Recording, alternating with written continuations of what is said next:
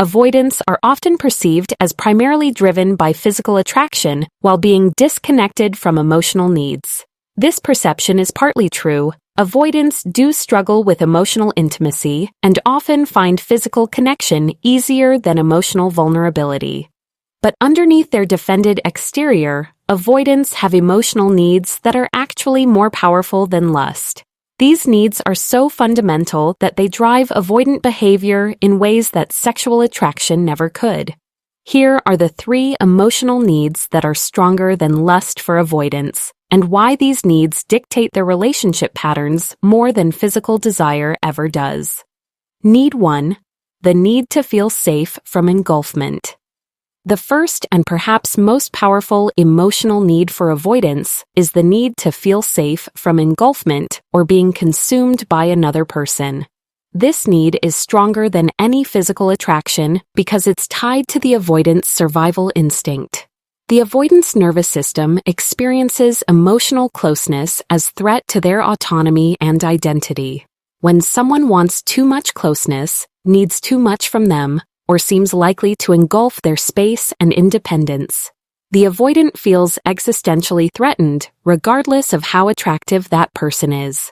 This need for safety from engulfment explains why avoidants often choose partners who are less physically attractive but more independent over partners who are gorgeous but needy. A beautiful person who wants emotional intimacy and constant closeness triggers the avoidant's core fear of being consumed. But a less conventionally attractive person who has their own life, needs minimal emotional connection, and doesn't pressure for closeness feels safe. The avoidant will choose safety over attraction every time because safety is a survival need, while attraction is just a preference. The need to avoid engulfment also explains the avoidant's hot and cold patterns. When physical attraction pulls them toward someone, they pursue. But when that pursuit leads to closeness that starts feeling like engulfment, the need for safety becomes stronger than the lust, and they withdraw. This push-pull isn't about inconsistent attraction. It's about the fundamental conflict between desire for connection and need for safety from being consumed. The safety need always wins eventually, which is why avoidants can't sustain relationships with people they're intensely attracted to if those people also need emotional intimacy. The engulfment fear is so strong that avoidants will sabotage relationships with people they're wildly attracted to rather than risk losing themselves. They'll create distance, pick fights, or leave entirely when closeness starts feeling threatening. This behavior confuses partners who think attraction should be enough to sustain connection. But for avoidants, no amount of physical attraction can override the terror of being engulfed, which makes the need for safety more powerful than any lust they feel. Need 2. The need to maintain control and autonomy.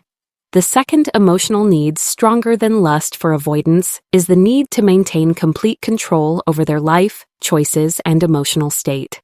Avoidants need to feel that they're in charge of when and how much they engage, that they can withdraw at any time, that their independence is never compromised.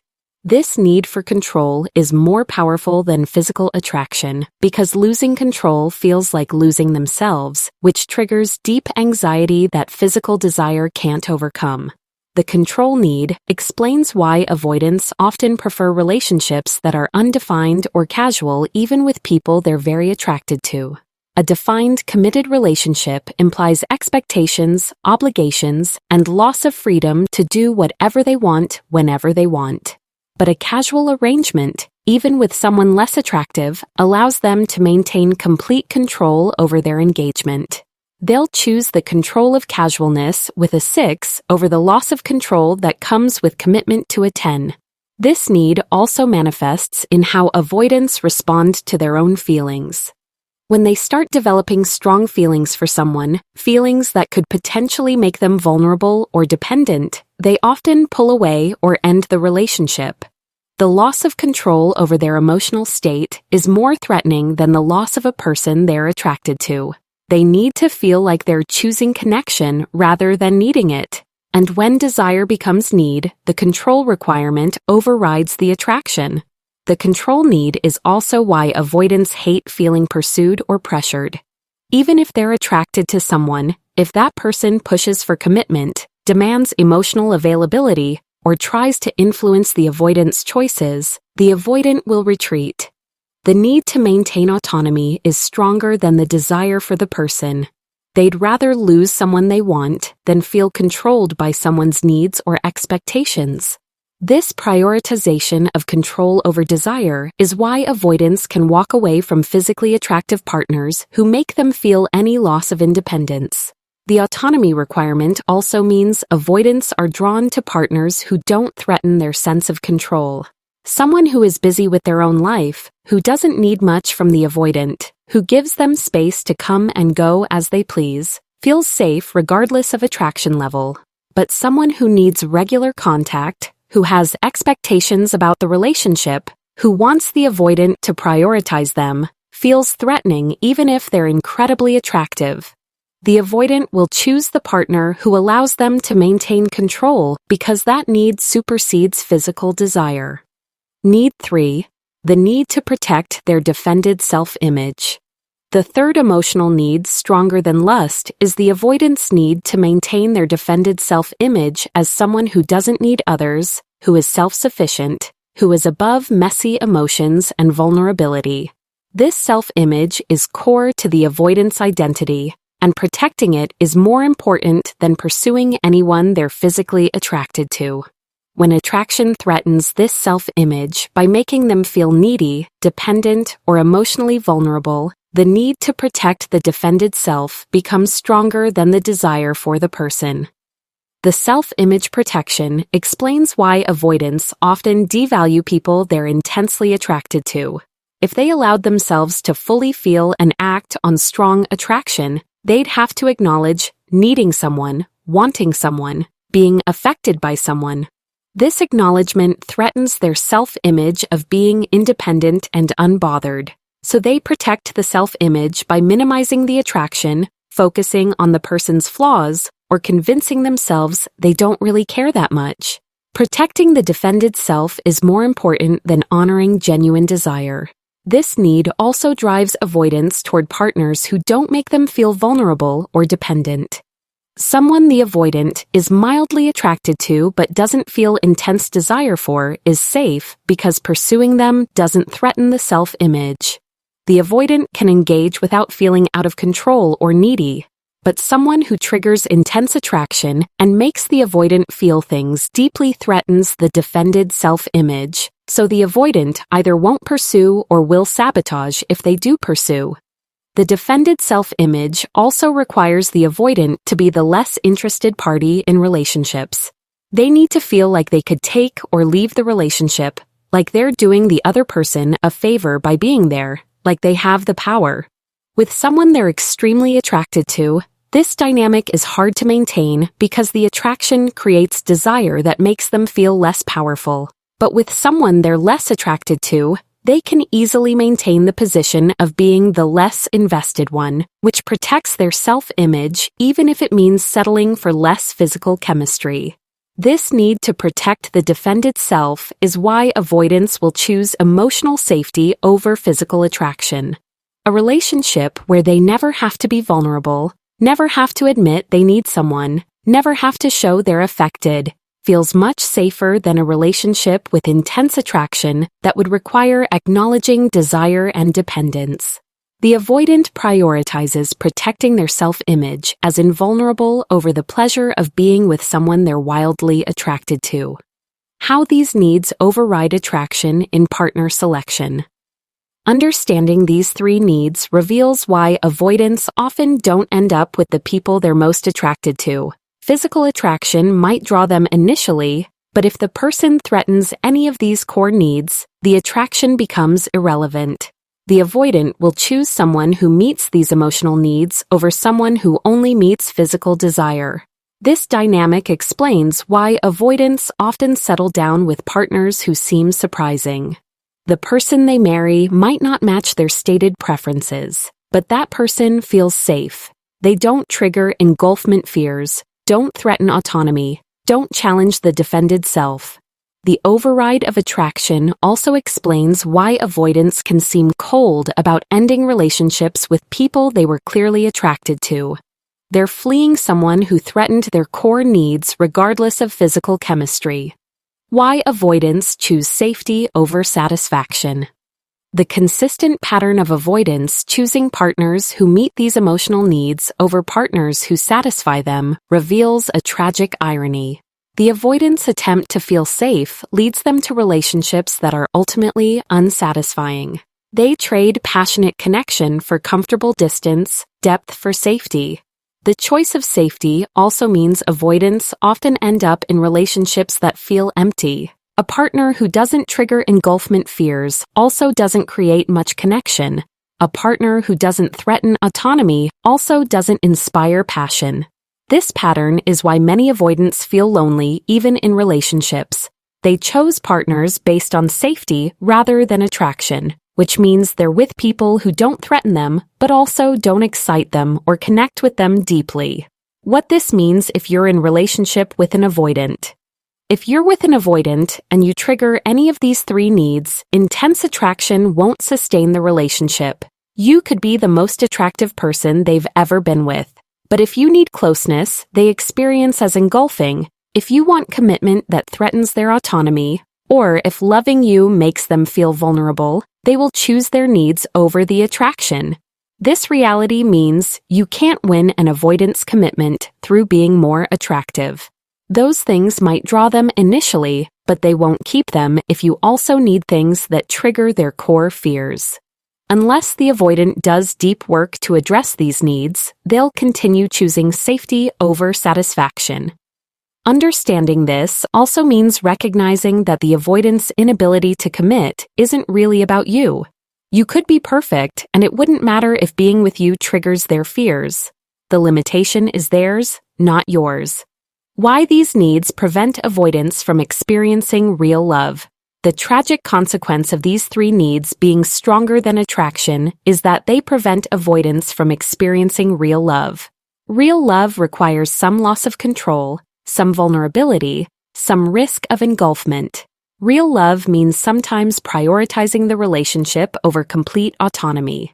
Real love requires dropping the defended self-image and being genuine. But if these needs always override desire and attraction, the avoidant can never surrender enough to experience love fully. The needs also keep avoidants in a pattern of choosing partners they can control over partners they could love.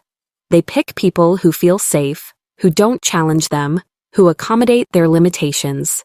But these people also don't inspire growth, don't create the conditions for transformation, don't love them in ways that could heal their wounds. The avoidant stays defended and in control, but also stays alone, even in relationship. The prevention of real love also means avoidants miss out on the depth and richness that comes from genuine intimacy. They protect themselves from engulfment, but also from being deeply known. They maintain autonomy, but also miss interdependence and partnership. They keep their defended self intact but never discover who they could be if they allowed themselves to be vulnerable. These needs keep them safe, but they also keep them from the very thing that could actually fulfill them. Unless avoidants do therapeutic work to address these core needs, to develop capacity to tolerate closeness without feeling engulfed, to maintain sense of self while also being interdependent, and to be vulnerable without their entire self-image collapsing, they'll continue choosing safety over the possibility of real love.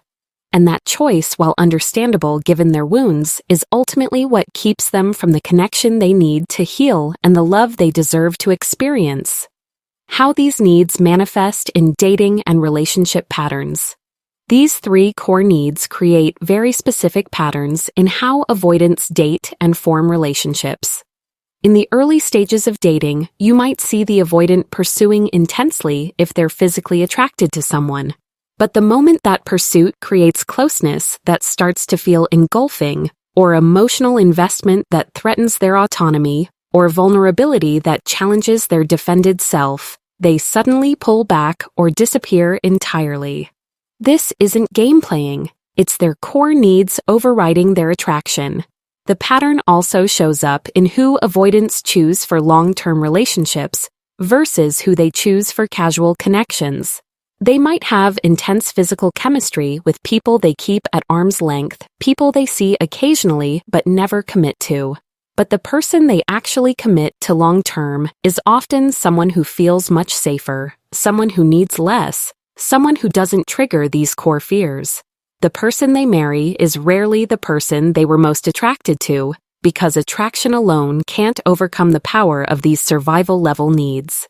You'll also notice avoidants maintaining distance even in committed relationships in ways that serve these needs. They need separate space, separate hobbies, separate friend groups. They resist merging lives too much because merging triggers engulfment fears. They maintain their own bank accounts, their own plans, their own identity completely separate from the relationship because giving any of that up threatens their autonomy. These behaviors aren't about not caring about their partner. They're about managing these core needs that are stronger than their desire for closeness. The manifestation also includes how avoidants respond when these needs are threatened.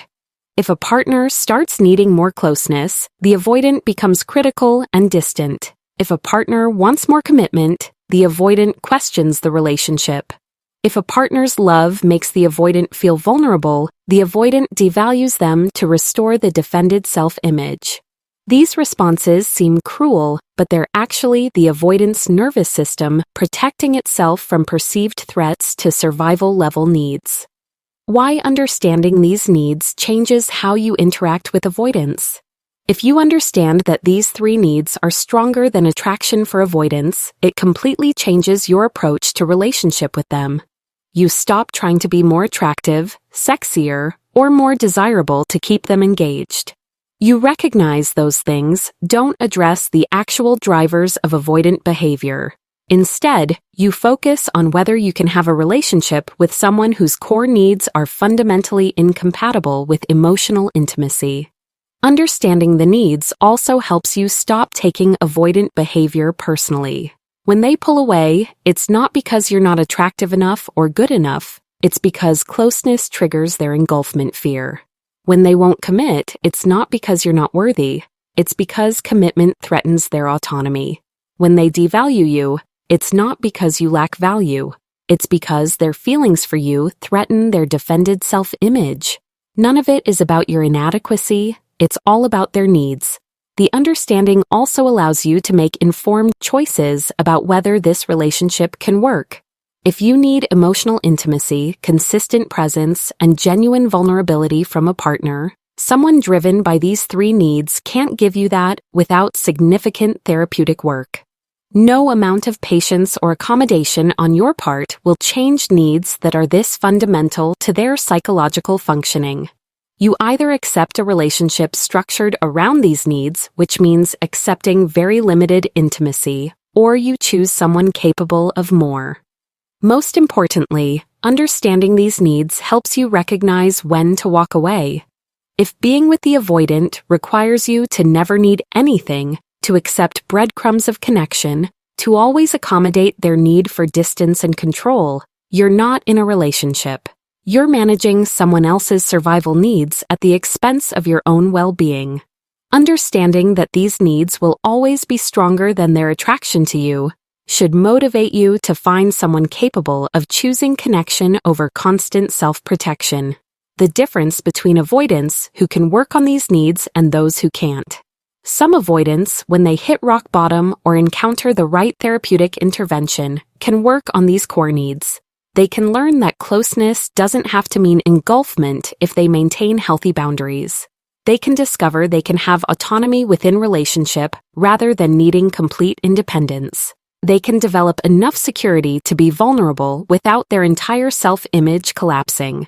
For these avoidants, therapeutic work can gradually shift the power of these needs so attraction and desire for connection can sometimes override survival fears. But many avoidants never do this work. The needs are too strong, the fears too deep, the defended self too protected. These avoidants will spend their entire lives choosing safety over satisfaction, control over connection, defended self-image over genuine intimacy. They'll have relationships, but they'll always be limited, always be structured around managing these core needs rather than building real partnership. No amount of love from others will change this because the needs are internal and only internal work can address them. The difference between these two types of avoidance is often willingness to sit with discomfort. Avoidants who can change are willing to feel the anxiety of closeness without immediately fleeing, to tolerate some loss of control without panicking, to be vulnerable even when it threatens their self-image. Avoidants who can't change prioritize comfort over growth, safety over love, defended self over authentic self. You can't make an avoidant willing to do this work. They have to want change more than they want to stay protected, and for many avoidants, that motivation never comes. What you deserve instead of managing avoidant needs. If you're currently in relationship with an avoidant, managing these three needs while receiving limited connection and intimacy in return, you deserve to know there's a different kind of relationship possible. You deserve someone whose need for connection is as strong as their need for safety. Someone who wants closeness with you, not someone who tolerates it when it doesn't feel threatening. Someone who chooses to be vulnerable with you because they want intimacy, not someone who only opens up when cornered. You deserve a partner who doesn't view commitment as loss of autonomy, but as choice to build something together. Someone who includes you in their life, not because they have to, but because they want to. Someone whose self-image includes being a good partner, being emotionally available, being present for someone they love. These qualities exist in people who've done their work, in secure people, in people whose survival needs don't override their capacity for love. You also deserve to stop shrinking yourself to accommodate someone else's limitations. You deserve to have needs without feeling like you're being too much. You deserve closeness without it being treated as threatening. You deserve commitment from someone who sees it as opportunity, not obligation. You deserve to be with someone who fights their fears to be with you rather than choosing their fears over you every time. This kind of relationship is possible, but not with an avoidant who hasn't done deep work to change how these core needs operate. Understanding that these three emotional needs are stronger than lust for avoidance should free you from thinking you can win them through attraction or desirability. You're dealing with needs that override desire every time. Either they do the work to change how these needs operate, or they continue choosing safety, control, and defended self over real love. That choice is theirs. Your choice is whether to accept a relationship limited by their needs or to find someone capable of choosing love over fear.